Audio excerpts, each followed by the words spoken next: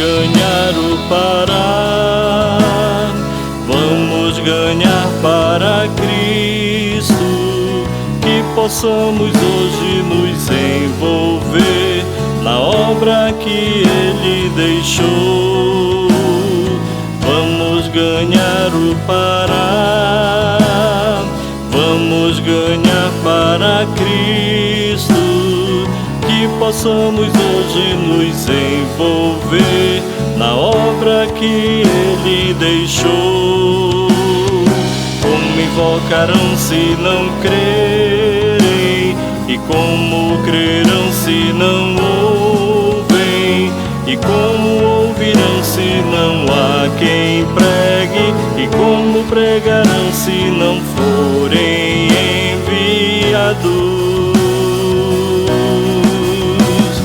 Queremos mais de Cristo no Pará, a fim de proclamar o seu reino, celebrando a glória do reino de Deus. Ele reinará para todos sempre. Queremos mais de Cristo no Pará, a fim de proclamar o seu reino, celebrando a glória do reino de Deus. Ele reinará para todos sempre. Como invocarão se não crerem? E como crerão se não ouvem? E como ouvirão se não há quem pregue? E como pregarão se não forem enviados? Queremos mais de Cristo no Pará, a fim de proclamar o seu reino, celebrando a glória do reino de Deus.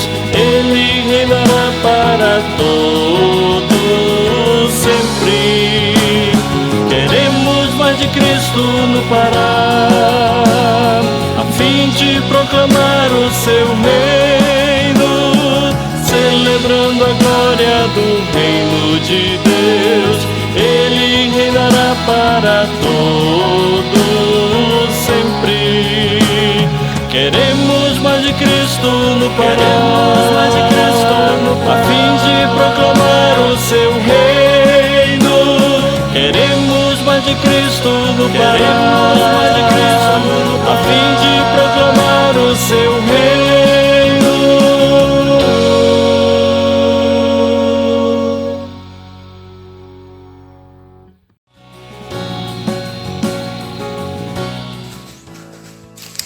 Estamos aqui no Campo dos Quilombolas, na região das Ilhas de Itauá, em Ubituba. Aqui essa região é tomada por rios, uma localidade ribeirinha, onde tem quilombos pela ala da magia, porque nós temos dois tipos de quilombos: os quilombos históricos, da via histórica, e o quilombo pela magia. Essa região aqui é muito festada nessa questão da magia, do sobrenatural. Nós estamos fazendo um trabalho aqui no quilombo com as crianças hoje, focando nessas crianças para que sejam futuros servos de Deus e missionários, quebrando esse ciclo que vem justamente pela ala do mal. Então, conto com as orações de vocês para a gente evangelizar essa região aqui de quilombos, aqui na região das Ilhas de Itauá. Ore por nós nesse movimento missionário, no agir de Deus aqui nessa região. Deus abençoe.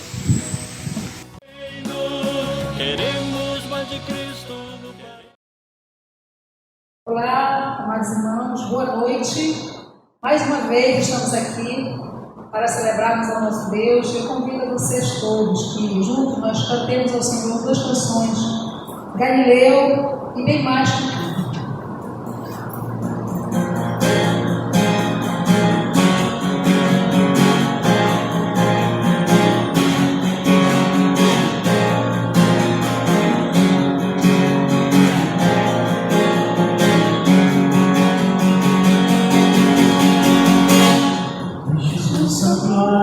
Foi por amor, foi por amor.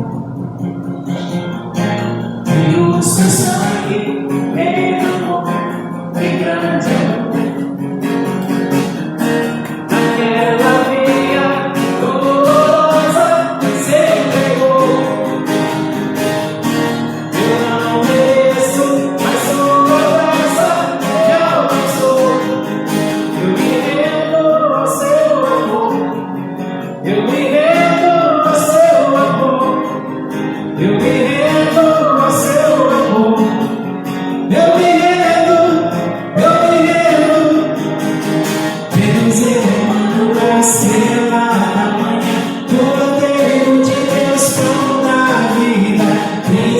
príncipe da paz, o grande El Shaddai, Santo de Israel, luz do mundo. Galileu, Jesus, Jesus, Galileu, Jesus, Jesus, Galileu,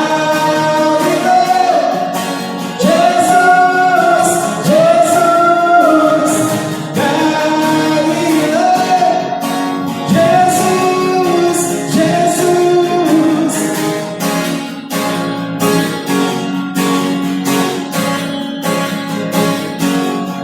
eu me rendo ao seu amor, eu me rendo ao seu amor, eu me rendo ao seu amor, eu me rendo, eu me rendo, eu me rendo.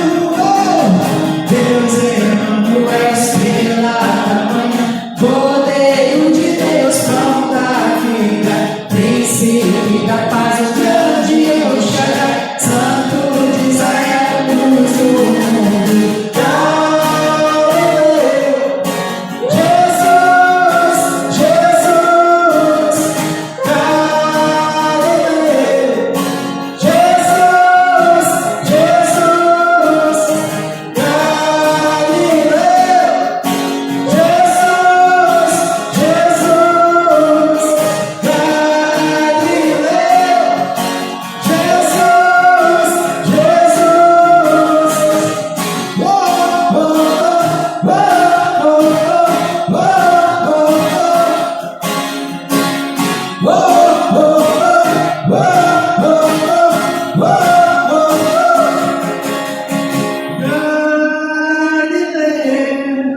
Jesus, Jesus, Galileu, Jesus, Jesus.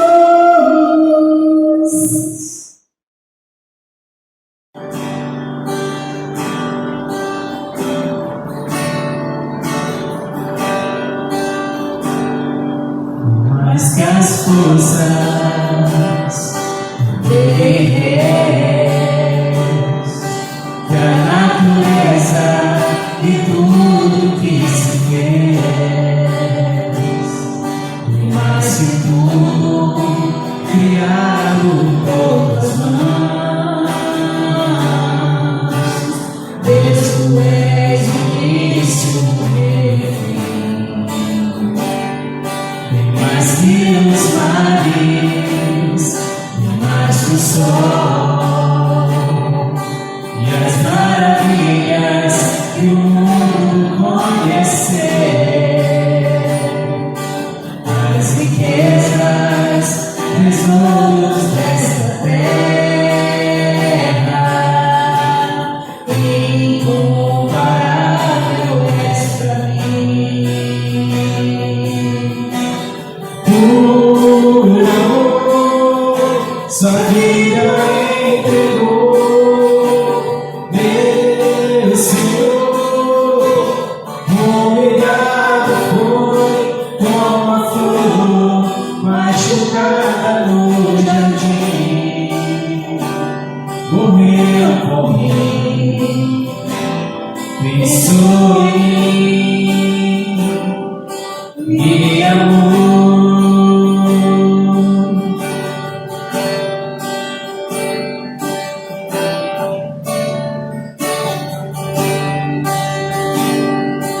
Mais que as forças guerreiras, que a natureza e tudo que se fez, bem mais que tudo criado por tuas mãos. Deus, tu és o início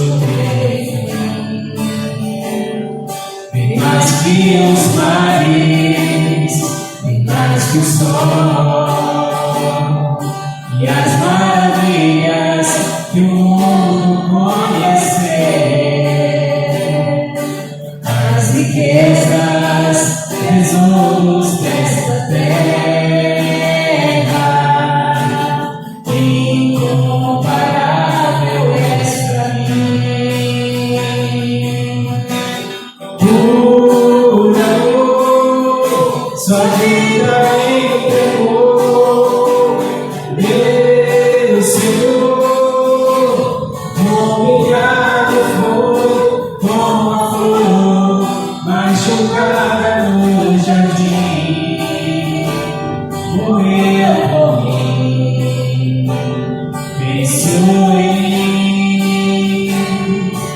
me amou,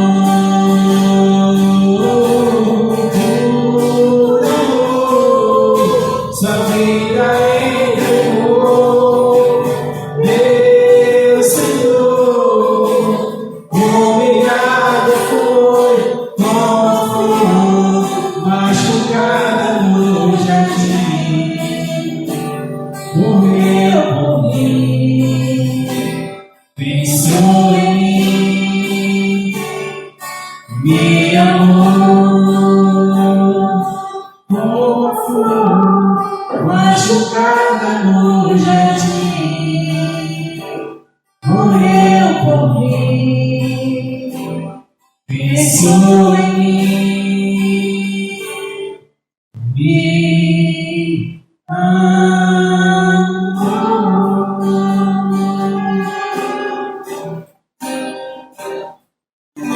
Amém. Fiquem agora com a mensagem, que nós possamos estar atentos ao recado do Senhor para os nossos corações.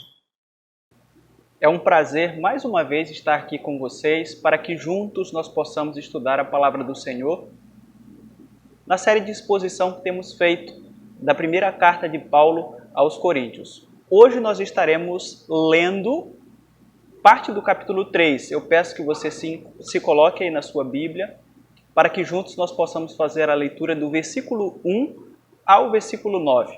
O texto diz assim: Irmãos, não lhes pude falar como a espirituais, mas como a carnais, como a crianças em Cristo. Dei-lhes leite e não alimento sólido, pois vocês não estavam em condições de recebê-lo. De fato, vocês ainda não estão em condições, porque ainda são carnais. Porque visto que há inveja e divisões entre vocês, não estão sendo carnais e agindo como mundanos?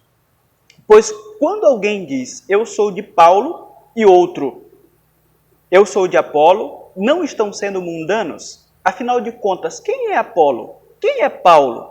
Apenas servos por meio dos quais vocês vieram a crer, conforme o mistério que o Senhor atribuiu a cada um.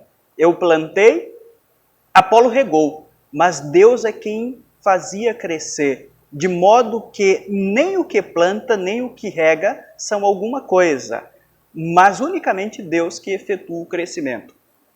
O que planta e o que rega tem um só propósito, e cada um será recompensado de acordo com o seu trabalho. Pois nós somos cooperadores de Deus, vocês são lavouras de Deus e edifício de Deus. Então, essa é a leitura do texto. Nós estaremos orando ao Senhor neste momento, pedindo a sua instrumentalidade para que assim possamos ser edificados por meio da sua palavra. Baixe a sua cabeça. Senhor nosso Deus e Pai, a tua palavra está diante de nós neste momento. E nós queremos te pedir que nos auxilie na compreensão correta dela, para que assim haja edificação esta noite, haja também salvação e condenação, pois a tua palavra nunca voltará para ti vazia. É o que nós te pedimos em nome de Jesus. Amém. Nós já fizemos a exposição do capítulo 1, fizemos a exposição do capítulo 2 na semana passada, e eu queria apenas lembrar a breve exposição do capítulo 2 que nós fizemos, para que assim nós possamos continuar. No capítulo 2, houve uma ênfase muito interessante para a nossa vida. Nós destacamos o seguinte: o Espírito é o único responsável por revelar o conhecimento de Deus aos homens. Nesse sentido, fundamentamos algumas verdades que foram muito importantes para nós. Por exemplo, nós destacamos que a mensagem que transforma vidas só pode ser transmitida com o poder do Espírito. Isso foi destacado do versículo 1 ao versículo 5. Depois, nós também falamos que a sabedoria divina só pode ser revelada pelo Espírito de Deus, que é o que Paulo defende do versículo 6 até o versículo 12. E por último, fizemos outro destaque importante, que foi todo o conhecimento das verdades espirituais só pode ser revelado pelo Espírito de Deus. Fizemos isso do versículo 13 ao versículo 16, que foram os pilares para fundamentar essa grande verdade que nós destacamos. O Espírito é o único responsável por revelar o conhecimento de Deus aos homens. Semelhantemente ao capítulo 2, que nós fizemos a exposição, o capítulo 3 trata de um único assunto. Só que a gente entendeu que é uma extensão um pouco maior, e aí o que fizemos? Por um receio de deixarmos passar algum detalhe importante para a nossa meditação, decidimos fazer em duas partes. Por isso, nós fizemos a leitura do versículo 1 ao versículo 9. Iremos pregar sobre esse assunto com o tema A Utilidade dos Conflitos na Igreja.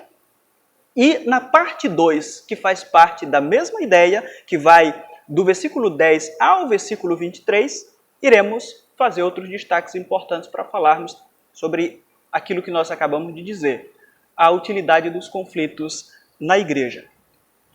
Esse capítulo 3 é destacado uma grande verdade em todos os versículos.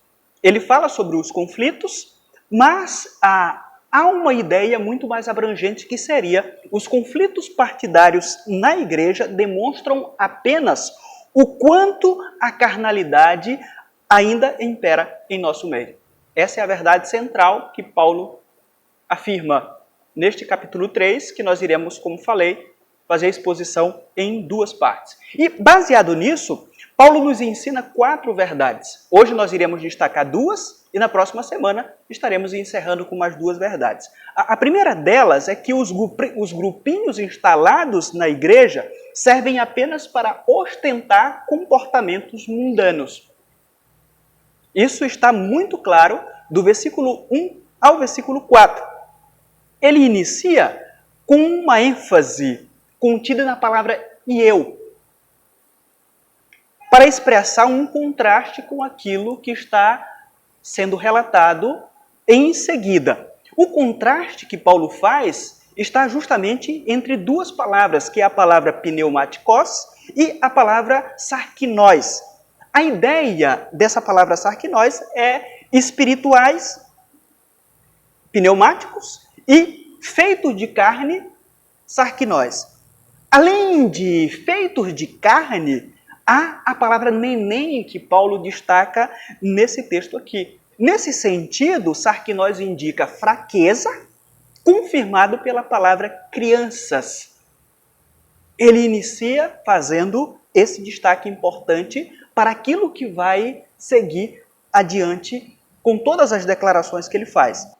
Com essas declarações que Paulo faz aqui no texto, ele está dizendo que os coríntios não estavam agindo direcionados pelo Espírito de Deus.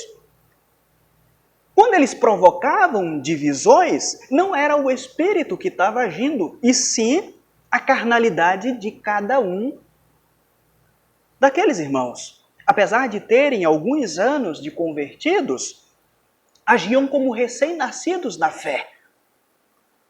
Então há uma lembrança ao período inicial em que o Evangelho foi anunciado àquelas pessoas, e parece que desde essa época não houve uma mudança significativa para aqueles irmãos. A forma como o versículo 2 é traduzida para o nosso português não ajuda muito na compreensão daquilo que nós acabamos de destacar aqui, para entendermos o que Paulo está dizendo.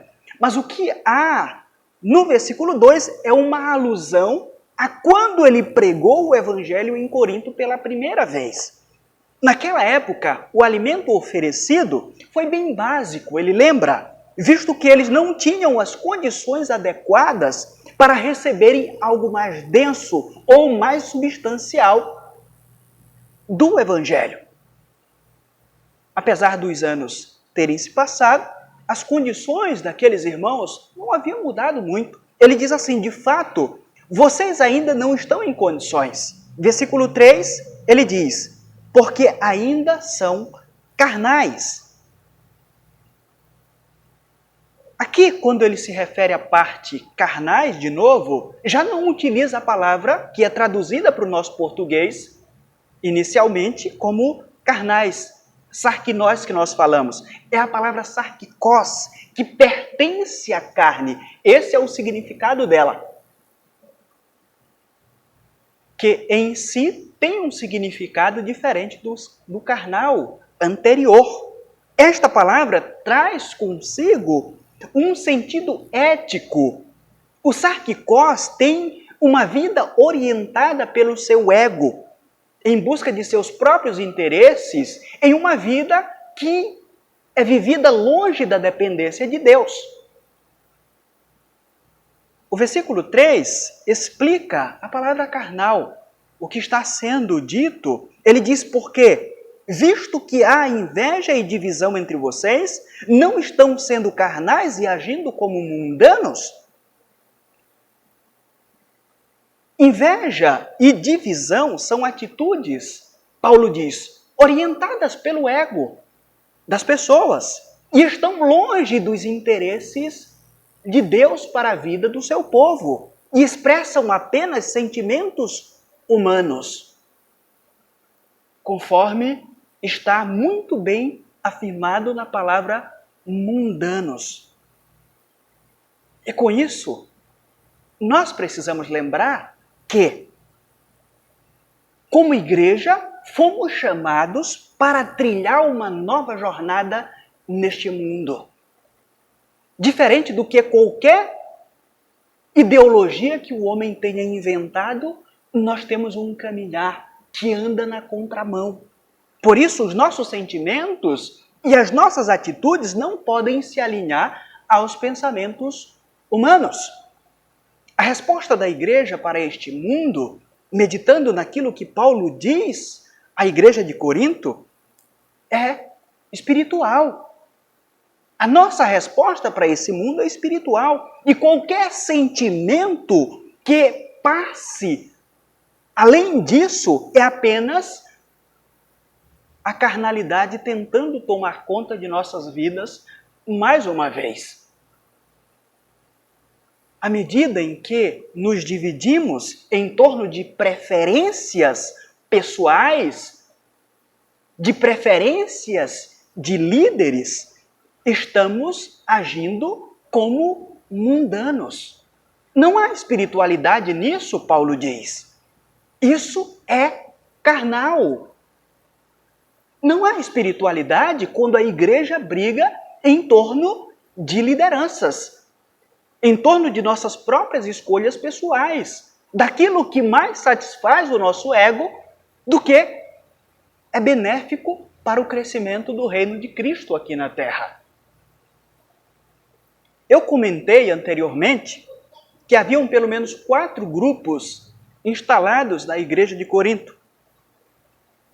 O versículo 13 do capítulo 1, nós temos a lista desses grupos. Nós temos os adeptos de Paulo, que nós falamos. Esses provavelmente defendiam Paulo porque o apóstolo Paulo foi o fundador da igreja. Então ele tinha aqueles que diziam: olha, diante dessas discussões eu prefiro Paulo. É o grupinho de Paulo.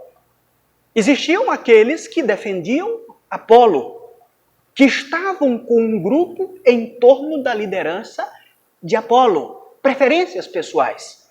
E eu disse para os irmãos que Apolo foi o pastor que sucedeu Paulo naquela igreja. Haviam também aqueles que defendiam a liderança de Pedro. Eu falei, Pedro foi o apóstolo que conviveu mais perto de Cristo. Além de ter convivido, de representar um grupo mais tradicional, esse apóstolo parece que era visto como alguém que estava mais alinhado ao judaísmo. E haviam aqueles que eu disse, diziam, eu prefiro Cristo. Essas pessoas não aceitavam lideranças humanas. E nós afirmamos que provavelmente esse era o pior grupo de todos. Foi isso que nós comentamos. É lamentável como séculos se passaram e continuamos exatamente da mesma forma que esta igreja vivia no século I da era cristã. Talvez, eu digo, talvez vivamos ainda pior do que essa igreja. Porque a divisão da igreja brasileira, atualmente, não está em torno de líderes cristãos. Nós vivemos grandes divisões no século XX. A igreja brasileira, nós já falamos para os irmãos, mas hoje a principal divisão está em torno da política. Por isso é que eu digo, talvez as nossas divisões sejam piores do que as divisões que estavam acontecendo na igreja de Corinto no primeiro século. Hoje, a grande divisão da igreja está em torno de duas figuras políticas. Uma se chama Lula e a outra se chama Bolsonaro. Por isso é que eu estou dizendo que talvez a nossa divisão como igreja brasileira esteja pior do que no primeiro século. Nos rebaixamos tanto, eu diria para os irmãos. Eu fico pensando o que Paulo escreveria hoje para a igreja brasileira. E humildemente me arrisquei a fazer a troca de algumas palavrinhas que não modificariam o sentido do texto, para mostrar para os irmãos o que Paulo diria para nós, como igreja brasileira. Eu quero parafraseá-lo no capítulo 1, com alguns versículos que eu peguei. Eu quero ler para vocês.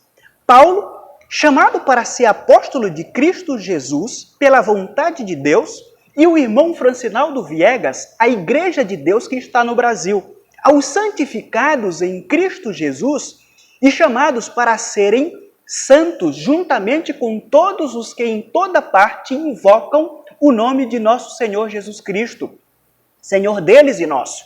A vocês graça e paz da parte de Deus nosso Pai e do Senhor Jesus Cristo. Sempre dou graças a meu Deus por vocês, por causa da graça que lhes foi dada por Ele em Cristo Jesus. Pois nele vocês foram enriquecidos em tudo e em toda palavra e em todo conhecimento. A igreja brasileira tem tudo isso aqui de qualidade, porque o testemunho de Cristo foi confirmado entre vocês, de modo que não lhes falta nenhum dom espiritual, enquanto vocês aguardam que o nosso Senhor Jesus Cristo seja revelado. Irmãos, em nome de nosso Senhor Jesus Cristo, suplico a todos vocês que concordem uns com os outros no que falam, para que não haja divisões entre vocês, e sim que todos estejam unidos num só pensamento e num só parecer. Meus irmãos, eu tenho visto através das mídias sociais que há divisões entre vocês. Com isso quero dizer que cada um de vocês afirma: eu sou de Lula, eu de Bolsonaro, eu de Moro e eu de Cristo. Acaso Cristo está dividido? Foi Lula ou Bolsonaro crucificado em favor de vocês? Foram vocês batizados em nome de Lula ou Bolsonaro? Quem sabe você esteja aí pensando o seguinte: o pastor está exagerando com isso. Eu não estou exagerando. Eu não estou exagerando. Pense comigo, pense comigo. Se é carnal, está dividido em torno de líderes cristãos da mais alta patente e até mesmo do próprio Jesus Cristo, como não seria carnal estar dividido em torno de líderes políticos? Como não seria? Não temos como dizer que não. Divisões no meio do povo de Deus só servem para expor carnalidade. Só servem para expor carnalidade. É isso que está sendo dito nesse texto bíblico aqui para nós. Os conflitos partidários demonstram apenas o quanto a carnalidade impera na igreja. E aqui nós destacamos a segunda verdade essencial que esse texto nos ensina, que é a seguinte: líderes são apenas cooperadores usados por Deus para que o seu povo cresça espiritualmente. E nada mais. Paulo explica que ele e Apolo eram apenas servos que Deus usou para os coríntios crerem no Evangelho. E nada mais. Portanto, não deveriam ser colocados em um pedestal além disso. Já que só exerceram o ministério pelo qual eles foram chamados, que é o que diz o versículo 5. Com isso, a Bíblia não está ensinando que os líderes não devem ser respeitados. Não é isso que está sendo dito aqui, ou que os líderes não devem ser honrados, que eles não devem ser lembrados pelo ministério que realizaram em uma igreja local. Não é isso que está sendo colocado ou afirmado. As divisões em si, nós precisamos entender, desonram os líderes. Quando há divisão no meio do povo de Deus, há uma desonra pública aos líderes.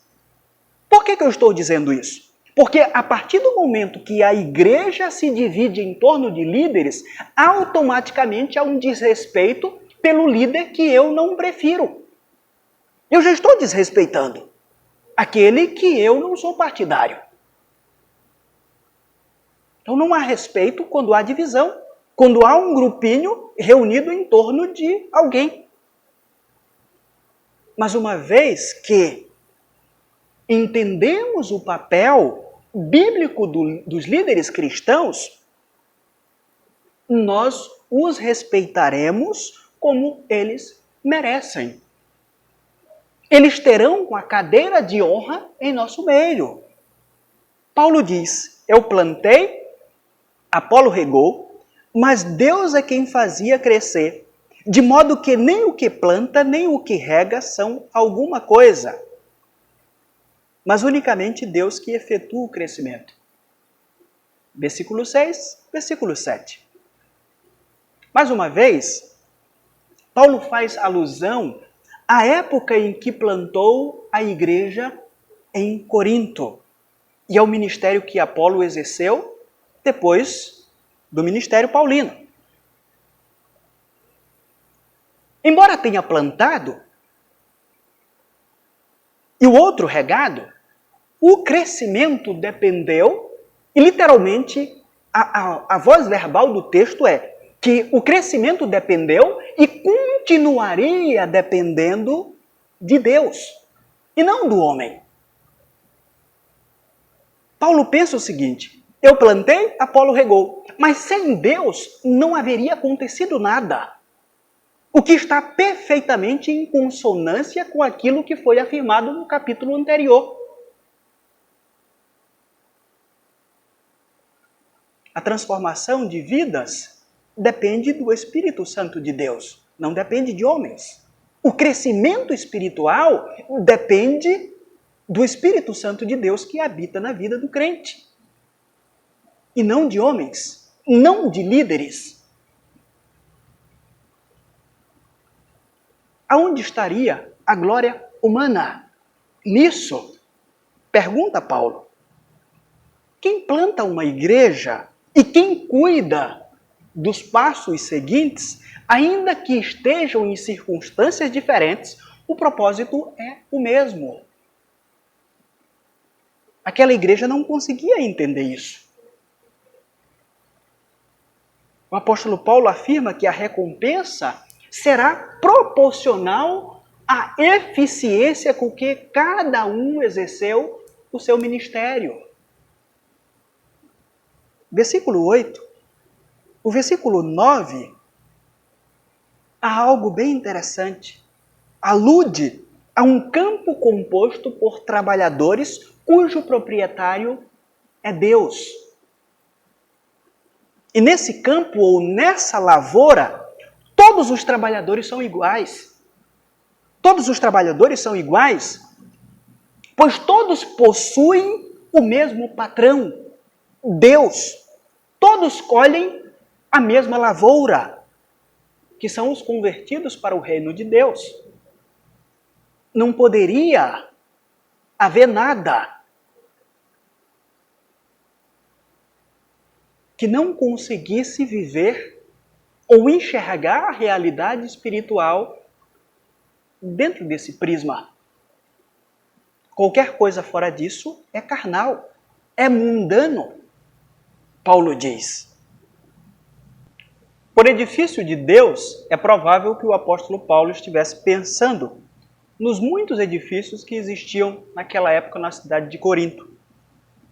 E isso ele utiliza para fundamentar ou até mesmo ilustrar aquilo que está sendo explicado para esses irmãos.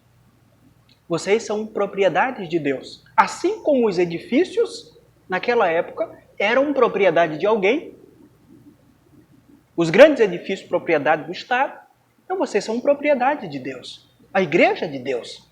Então, se eu sou igreja de Deus, eu preciso analisar a forma como eu estou vivendo. Existem formas de discordarmos espiritualmente um dos outros, eu acredito. Existem formas de discordarmos espiritualmente dos nossos líderes, sem sermos carnais. Já que os líderes não são infalíveis. Não está sendo proibido aqui que você discorde de uma liderança cristã. Não está sendo dito que você não pode criticar os líderes que aí estão, sejam eles líderes políticos ou líderes cristãos. Não é isso que está sendo dito. Mas existem formas de nós criticarmos de uma forma em que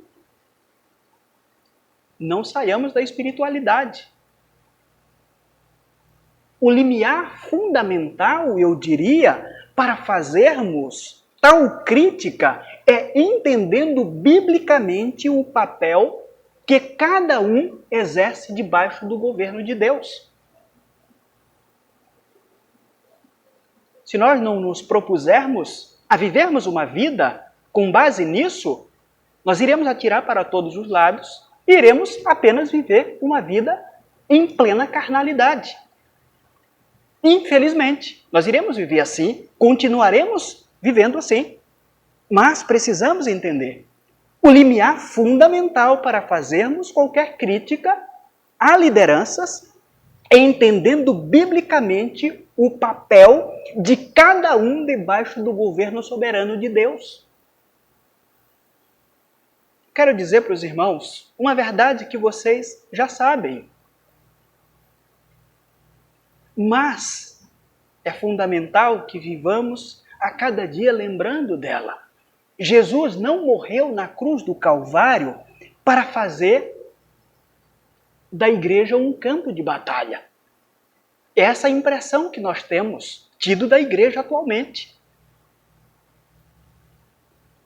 Jesus morreu para fazer a igreja viver para o louvor da glória de Deus, para cumprir com o seu propósito inicial, desde quando o homem foi criado lá no Éden, que foi viver para a glória de Deus. Conforme o que é dito desde o início, nós fomos criados à imagem e semelhança de Deus. Nós somos diferentes? Somos. Deus nos fez diferentes uns dos outros? Fez. E isso está muito claro desde o início, quando Deus fez homem e mulher. Mas que apesar de serem diferentes, de reconhecerem que havia uma diferença, foi essa diferença que os completava. As nossas diferenças nos completam em Cristo Jesus. A nossa vida como igreja de Deus é para viver para a glória dele, e não para vivermos em um eterno campo de batalha. É a partir disso que nós continuamente podemos proclamar a mensagem do reino aos cansados e sobrecarregados e oprimidos pelos poderes do mal.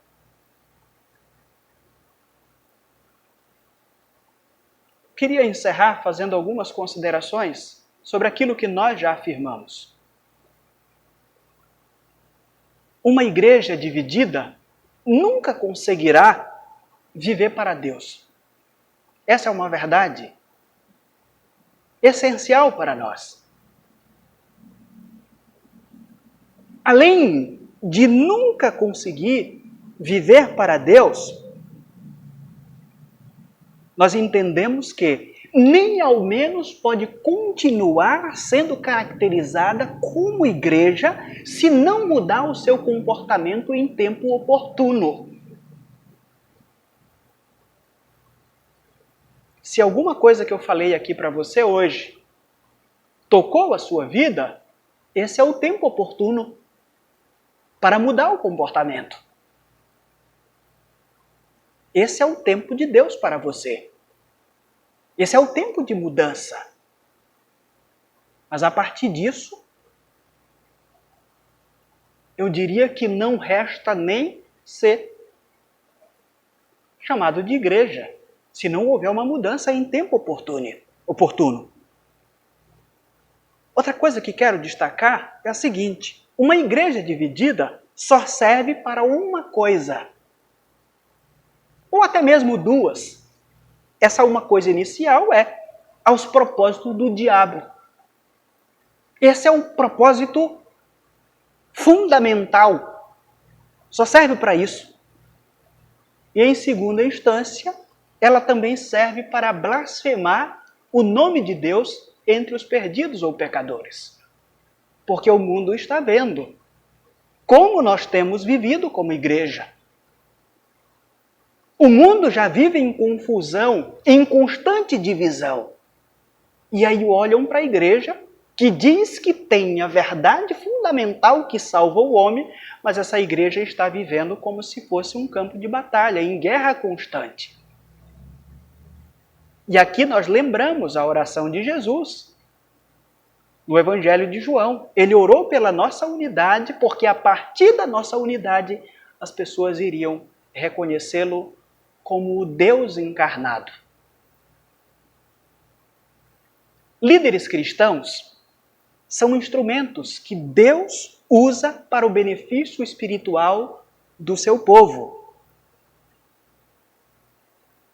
A partir do nosso entendimento acerca dessa verdade, não devemos de forma alguma nos unir em torno deles como se fossem nossos salvadores. Essa é outra verdade fundamental que nós não podemos esquecer de forma alguma. Meus irmãos, eu falei no início que nós iríamos tratar no capítulo 3 sobre o seguinte tema: a utilidade dos conflitos na igreja. Você percebeu que a utilidade dos conflitos na igreja servem apenas para um único propósito: mostrar o quão mundano nós somos. Nós destacamos aqui para vocês isso. Os grupinhos instalados da igreja servem apenas para ostentar comportamentos mundanos. Apenas para isso. E nada mais. Nada mais. E em segundo lugar, nós destacamos: líderes são apenas cooperadores usados por Deus para que o seu povo cresça espiritualmente, com base na verdade essencial. Os conflitos partidários, nós estamos falando sobre a igreja, não estamos falando sobre partido político. Os conflitos partidários demonstram apenas o quanto a carnalidade ainda impera no meio da igreja de Cristo. Nós citamos aqui o nosso quadro brasileiro porque é uma realidade e que com certeza Paulo escrevia à igreja do Brasil pensando no cenário nacional.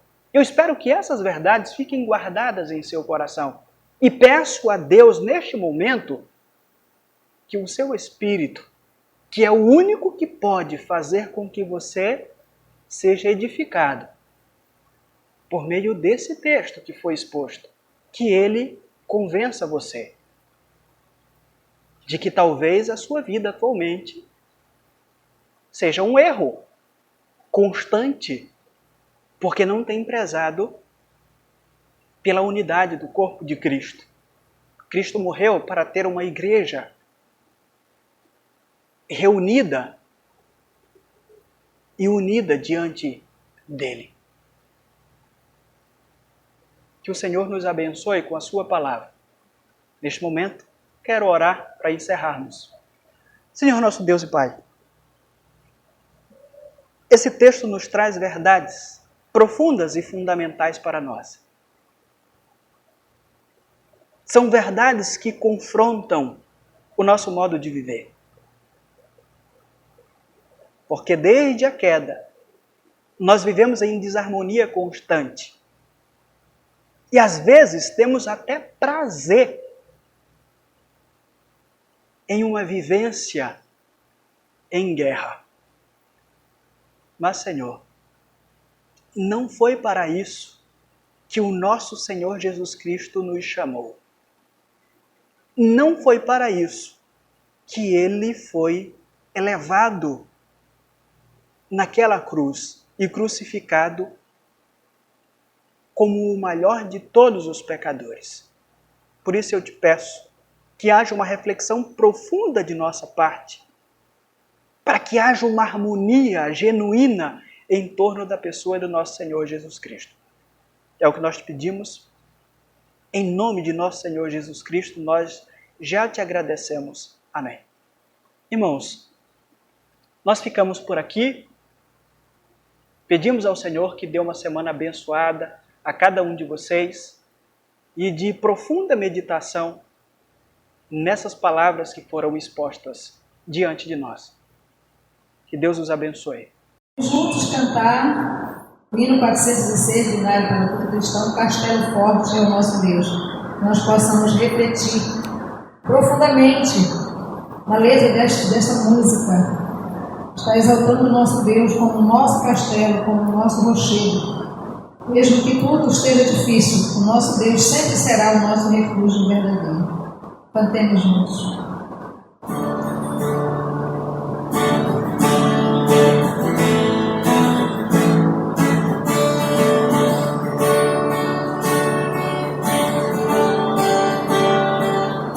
Castelo forte é o nosso Deus, escudo em boa espada.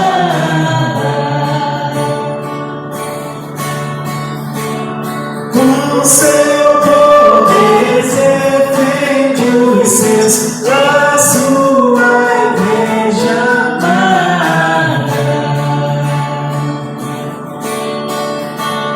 Com força e com furor, nos prova o tentador, com artimanhas tais e as forças infernais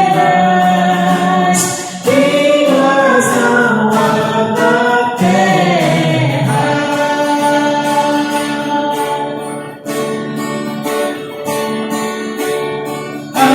Nossa força nada faz, estamos nós perdidos. Mas nosso Deus socorro traz e somos protegidos.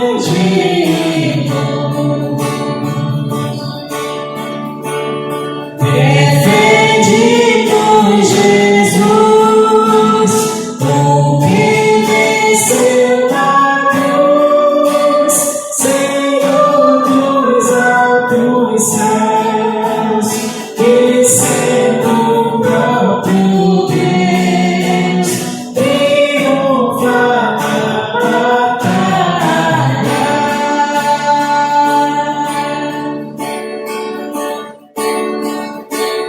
Se nos quisessem devorar, demônios não contados,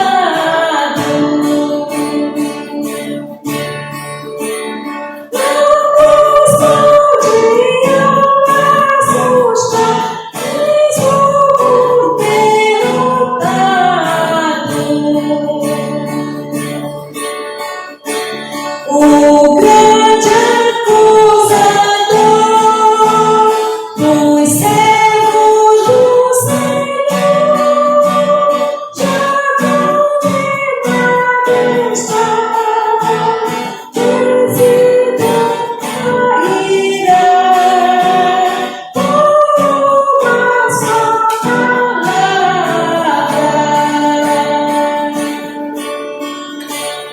Se a palavra ficará, sabemos com certeza,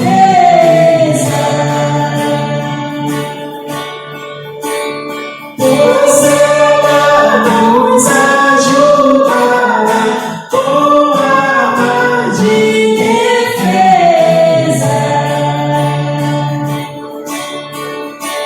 Se temos de perder família pra escolher, embora a vida vá, por nós Jesus está e nos dará seu reino. Amém. Que nós possamos continuar firmados nessa certeza que o Senhor é o nosso castelo forte. Uma boa semana a todos e até a próxima quinta-feira, a nossa próxima celebração.